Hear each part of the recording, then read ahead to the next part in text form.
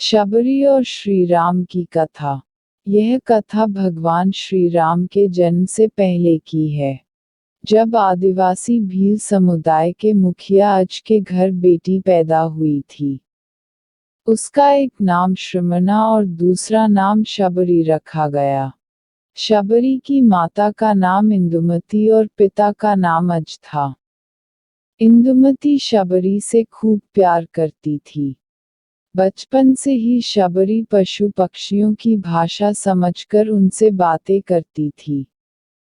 और जब शबरी की माँ उसे देखती तो कुछ समझ नहीं पाती थी। कुछ समय बाद एक पंडित ने शबरी का हाथ देखकर शबरी के परिवार को बताया कि वो आगे चलकर सन्यासी बन सकती है। इस बात का पता चलते ही शबरी के पिता ने उसकी शादी तय कर दी। जैसे ही शादी का समय नजदीक आया, शबरी के घर वालों ने खूब सारी बकरी भेड़ और अन्य जानवर घर के पास लाकर बांध दिए। एक दिन शबरी की माँ जब शबरी की चोटी बांध रही थी, तो शबरी की नज़र घर के पास बंधी हुई भेड़ और बकरियों पर पड़ी। तो उसने अपनी माँ से पूछा, इतने सारे जानवर हमारे घर क्यों लाए गए हैं? शबरी की माँ ने कहा, बेटी, तुम्हारा विवाह होने वाला है, इसलिए हम लोगों ने इनका इंतजाम बलि के लिए किया है। तुम्हारी शादी के दिन ही बलि प्रथा होगी और फिर इनसे स्वादिष्ट भोजन बनाकर बाराती और मेहमानों को परोसा जाएगा। यह सब सुनकर शबरी बहुत दुखी हो गई। काफी देर तक शबरी ने उन जानवरों को आजाद करने के बारे में सोचा। सोचते सोचते शबरी के मन में ख्याल आया, अगर ये जानवर यहाँ नहीं होंगे तो इनकी बलि रुक सकती है, या तो मैं घर से कहीं चली जाऊँ तो यह बलि रुक सकती है। जब मैं ही नहीं रहूंगी तब न विवाह होगा और न ही बलि प्रथा होगी। इससे यह मासूम जानवर बच जाएंगे। शबरी ने सोचा कि उन्हें खोल देती हूँ, लेकिन शबरी ऐसा नहीं कर पाई। उसके बाद शबरी जंगल की तरफ भागने लगी। भागते भागते शबरी ऋषिमुख पर्वत पहुंच गई। वहां करीब 10,000 ऋषि रहा करते थे।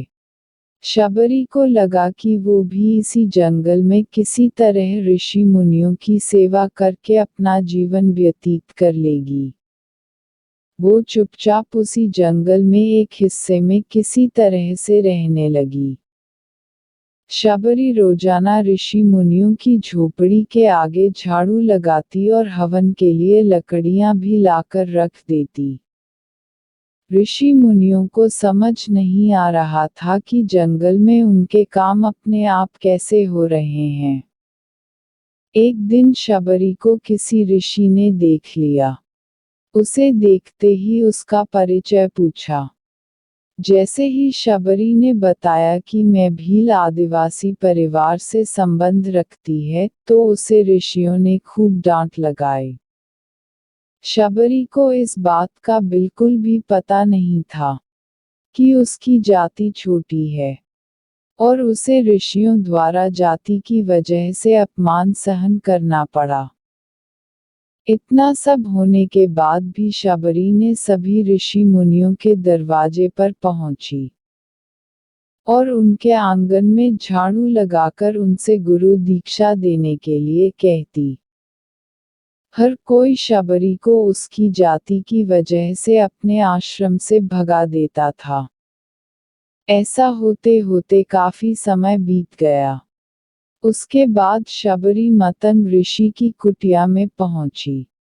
मतंग ऋषि को शबरी ने बताया कि वो उनसे गुरु दीक्षा लेना चाहती है।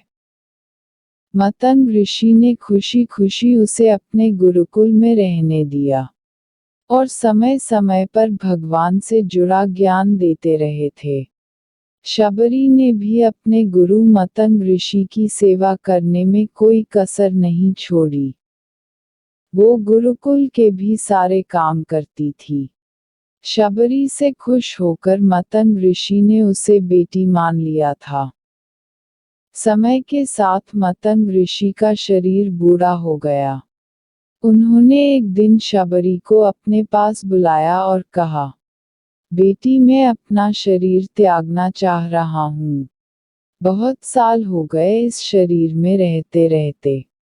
शबरी ने दुखी मन से कहा, है गुरुदेव मैं आपके ही सहारे में इस जंगल में रह पाई हूँ। आप ही चले जाएंगे तो मैं जीवित रहकर क्या करूँगी।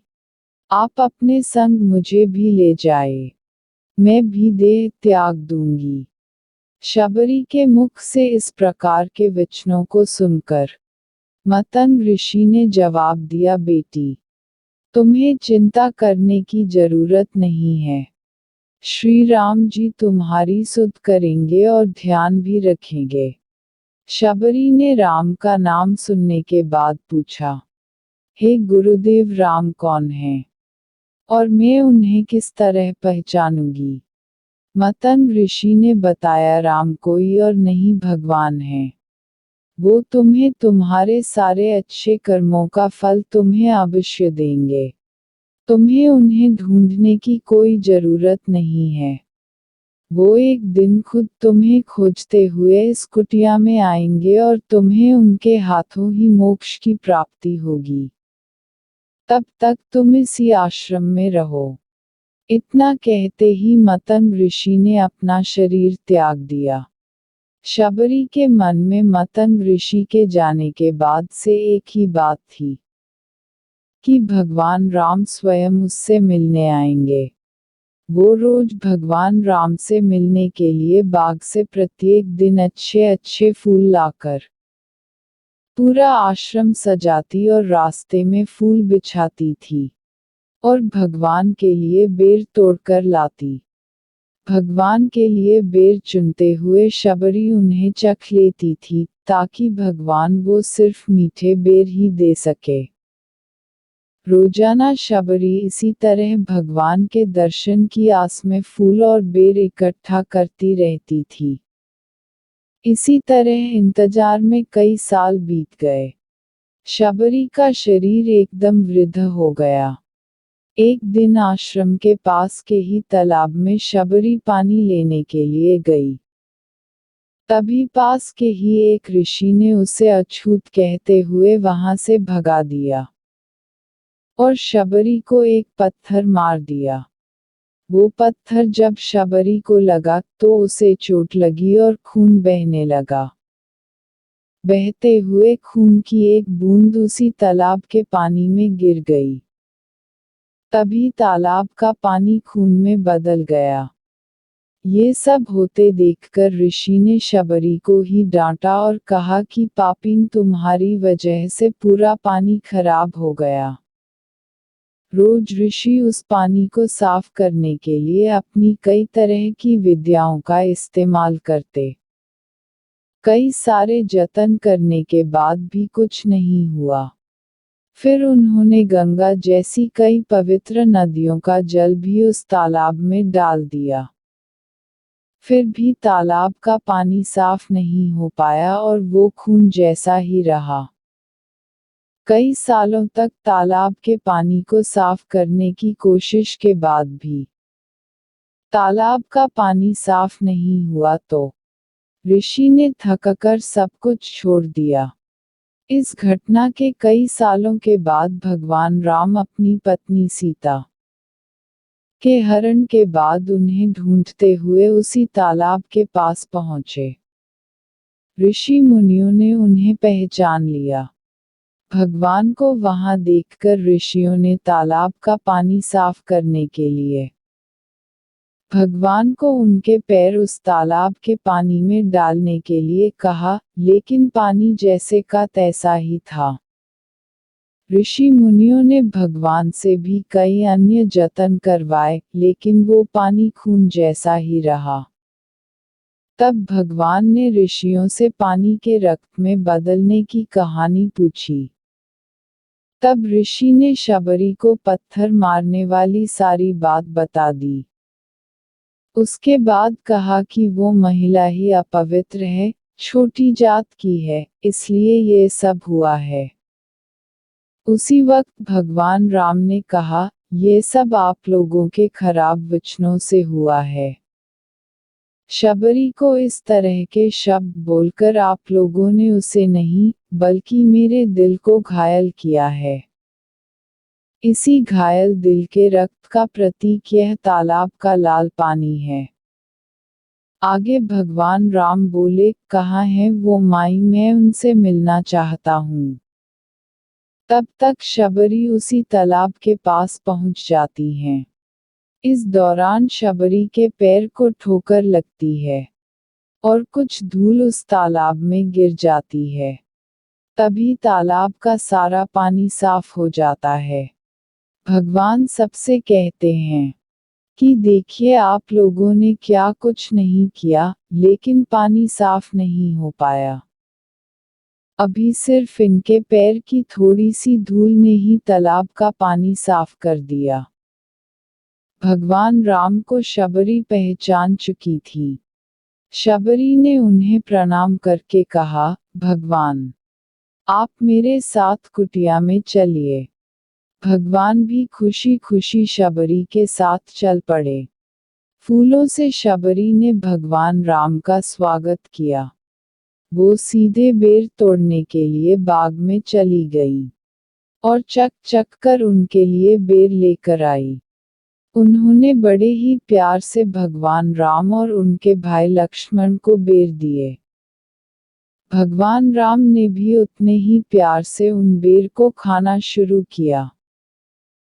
तभी जूठे बेरों को देखकर मुंह बनाते हुए लक्ष्मण ने कहा, भैया ये बेर जूठे हैं, इन्हें आप कैसे खा सकते हैं?